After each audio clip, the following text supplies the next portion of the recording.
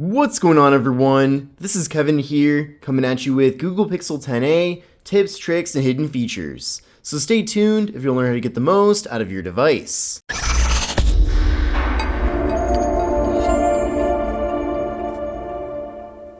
So this is the Google Pixel 10a. Now this is one of my favorite mid-range smartphones because even though this phone is decently affordable, there's really a lot you can do with it. But I'm really excited to show you some of my favorite features about this phone here in this video, so let's get started. Now the first thing I want to show you is how to get a battery percentage in the upper right corner on the Pixel 10a at all times.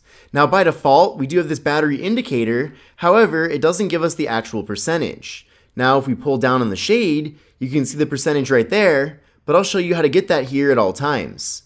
So what we're going to do is pull down the shade and then pull this down twice actually, and that's how you get to the settings. So we'll be going here quite a bit here in this video, but go there, and then from here, go down until you see battery. So within the battery settings, there's a lot of good stuff here. I definitely recommend kind of exploring to see all the various things you can do regarding the battery on the phone, but you can see this option right there, battery percentage. Simply enable that.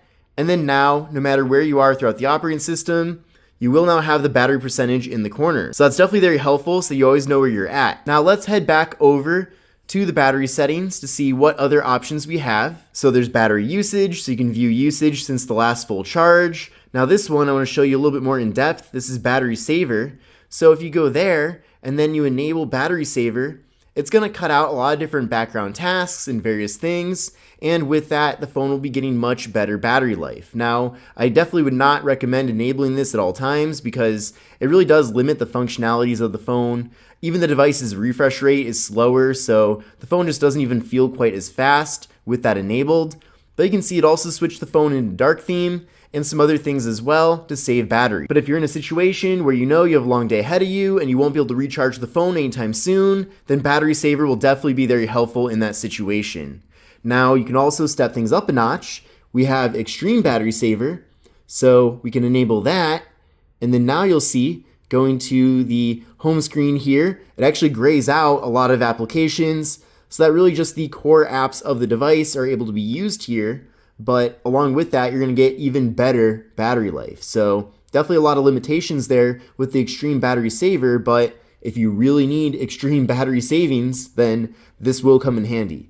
Now you can also go to the gear icon for the settings for this. You can also choose which apps you want to be in the essential apps. So you can add other ones as well. Of course, the more apps you add to the essential apps, the less this feature really is able to work at its full potential, but it is nice you can take things a step further there with the extreme battery saver. For now, let's switch back over to the regular battery saver, and you'll see there's some other options as well. So there's schedule and reminders. So if you go here, you can actually have the phone turn on battery saver based on a certain battery level. So actually by default, the phone does go into battery saver if it does reach 20% battery, so that's pretty nice. But you can change this all the way up to 75%, so it is nice that you have a lot of flexibility there with battery saver. And then also by default, battery saver does turn off at 90% once the phone is recharging.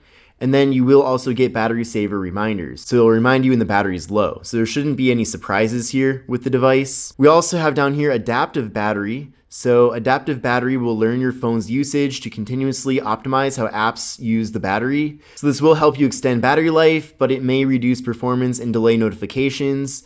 But that is another great thing to have enabled there. Now, if you've had your phone for a while and you're curious about your battery health, you can go here and see the actual health of the battery. Now, my device is at 100%, but once the phone kind of gets into the low 90s or even the 80% range, then you'll definitely notice that the battery won't be holding a charge quite as well. Then from here, we can go to charging optimization, and you can choose to have that enabled or not.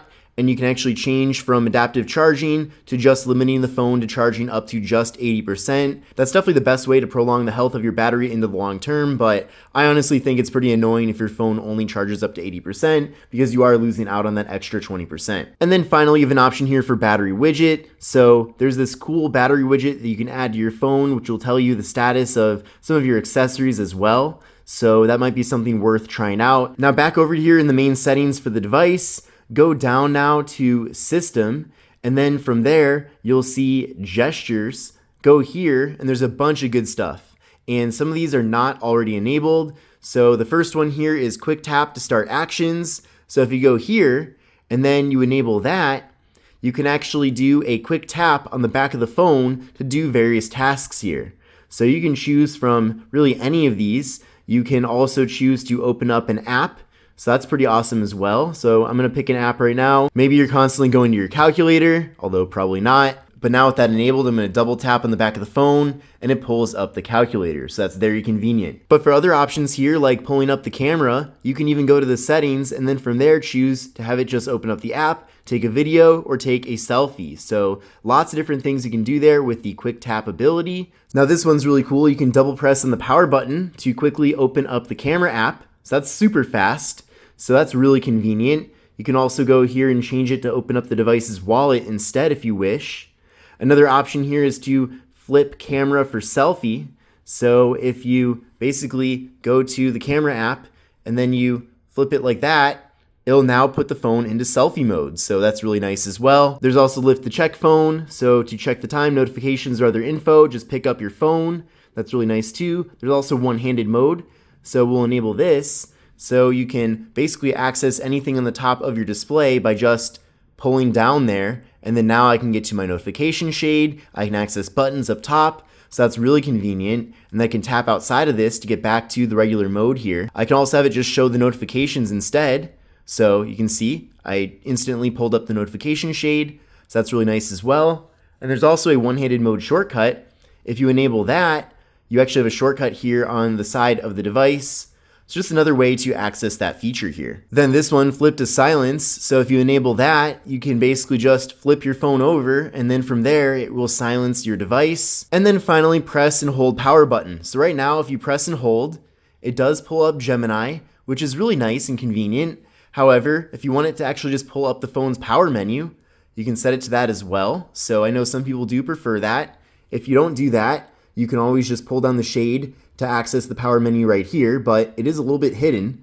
So I know some people don't actually like that. So at least you have multiple options here and a way to customize it. And then going out of these gesture settings to the regular system settings, you'll see right here navigation mode. So by default, the phone is set to gesture-based navigation. You can also customize this a little bit to add some extra sensitivity if you want to. We can also enable swipe to invoke assistant. So if you swipe from a bottom corner, it does pull up the assistant right there. So maybe for this example, if you want to have the power button be just the power button, and then you want to access Gemini by just swiping up from the corner, then at least you are still retaining both of those functionalities. But back over to navigation mode, the other option is 3-button navigation. I'm sure you're very familiar with this. Android has had this for a long time. You can also customize this if you want to swap the back button and recent apps buttons. So that's also another option. Now the next thing I want to show you is how to change the lock screen on your device. So go to your home screen and then hold down right here, and then you'll see wallpaper and style. So if you go there, you can actually through here change your wallpaper. So there's some cool options. You have options for an AI wallpaper, emoji workshop, lots of different things that I recommend trying out here. But from here, if we swipe over to the lock screen and then go down, you'll see there's an option for different clocks. So if you tap here, you can choose between different clock designs. So there are several options available, actually quite a few. So try these out, see if you like any of them. Then from there, you can also change the width of the clock. So you can make it a little wider. You can bring it back to normal. You can go to colors and choose different colors for it as well. You can also change the brightness of that color. You can change the size as well. So you can have it be either large or just up there in the corner. So lots of different ways to customize the lock screen on your device. And then you can also go to shortcuts and you can choose which icons you want to have in the corners. You can change between the left shortcut and right shortcut. So you can pick any of these to put there. I do wish they gave us an option to put any app of our choosing, but unfortunately these are the limitations of that. But at least you can change them, which is nice. You can also go here to more lock screen settings. And then from there, there's many different options here, but this one's pretty cool. Add text on lock screen. So you can add your name, but what I actually recommend is that you add your email address so that if someone happens to find your phone, then in a worst case scenario, they can always send you an email and then hopefully you can then recover your phone that way. Now don't put your phone number because if they call that number, they're just going to call the phone that is lost. but at least with an email address, if someone wants to be nice, they can help you then get to your phone. But there are many different options here for the lock screen, which is really awesome. Now for the next thing I want to show you, we're going to go to the sound settings for the device. So you'll see right there, sounds. So there's several different things I recommend trying out here. The first one is now playing. So you do have to set this up, but basically if you enable now playing, then on your lock screen, it'll be about right here. But if there's music playing in the background of your environment, it'll actually tell you right here what is actually playing. So that's even better than using something like Shazam. And what's cool too is that you can also connect music services. So any music service that's downloaded on your device will appear here, and then you can choose your favorite, and it does tie in really nicely with that feature. But that is the now playing feature. Also over here, you can change other things too, like screen locking sound. You can turn that off. You can turn off the tap and click sounds as well if you don't want the phone to make any sounds at all when you're navigating around the device. Now the next thing I want to show you is how to take a screenshot with the Google Pixel 10a. And there's actually quite a few ways to take a screenshot here with this phone, so let me show you. Now the first way to take a screenshot is pretty standard. Hold the power button and volume down for about a second, and then from there it takes the screenshot, and then from there you can edit it or share it. So that's really nice. Now if there's a certain app you want to take a screenshot of, just go to your recent apps and you'll see this button right here, screenshot. If you tap on that, it'll take the screenshot. The next way to take a screenshot is using Gemini. So go to Gemini, take a screenshot. So it took the screenshot, so that's really awesome as well. And then finally, if you remember those quick tap options I showed you earlier, you can choose take a screenshot, and then all you have to do is double press on the back of the phone, and it takes a screenshot. But that's how to take a screenshot with the Google Pixel 10a. Now the next thing I want to show you is how to set up a private folder on the device. So go to the settings, go to search, type in private, and then from there you'll see private space. So go to private space, and then go there, and then put in your fingerprint, and then from there you have to set it up, but this will now set up and I'll show you the next steps here. But I now have private space set up. We're going to go to our app drawer here and then go all the way down to the bottom, and there will be this new area called private. So if you go there, you have to put in your fingerprint, but then from there, there's a completely private space. So by default, it actually puts these various applications here into the private space. Essentially, they are private clones of the apps that are already on your device. So if you go to Photos, for example, it's a completely separate photo gallery that has nothing to do with your regular gallery. You can see I'm not even signed in here because it's a separate space. So it's kind of the same idea with any of these apps. And then you can add other apps too, but you actually have to install a separate copy. So maybe there's a social media app that you want a private version of it here on your device. You do then have to install a clone of that app, and then from there you're good to go here with this private folder. Now in my opinion, you don't have to always use this feature to actually be private. Maybe you simply want a clone of an app on your device, then at least you can do that here with this mode. Now when you pull down the notification shade, you'll see these various quick toggles, but if you're not using some of them or you want to add other ones, simply go to this pen icon right there, and then from there you can change what shows up here. So you can see there's quite a few different options available. Some of these I did already show you, and the next one I want to show you is actually called VPN by Google. So for this, we're going to go to the settings here, and then from there we're going to go to network, and then you're going to see right here VPN. So you can add your own VPN, but there's actually a built-in free VPN provided by Google with this device.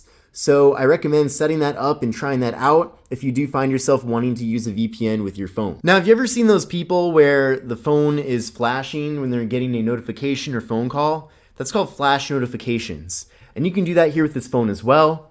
So go to the settings and then go to search and then just type in flash, and then you'll see flash notifications right there. So you can enable this, and I'll do a preview, but you can see the flash is going. So if you're getting like a phone call coming in or a text, it'll do that. If you want a yellow flash instead, you can do that too. So it's not quite as bright, but that is the flash notification. And then for the final thing, I'm going to show you how to do split screen. So go to your recent apps, and then from there, choose the first app you want to put in the split screen. So tap up there, and then go to split screen, and then choose the next app. And then now you can see we have a 50-50 split. So you can adjust if you want one of the apps to take over more of the space. But that's pretty much everything you can do here with this feature, and then drag all the way to make one of the apps take over. But this concludes my video on tips, tricks, and hidden features for the Google Pixel 10a. I hope you enjoyed the video, and if you did, give it a thumbs up. But this is Kevin here, and I'll see you in the next one. Take care and have a great rest of your day.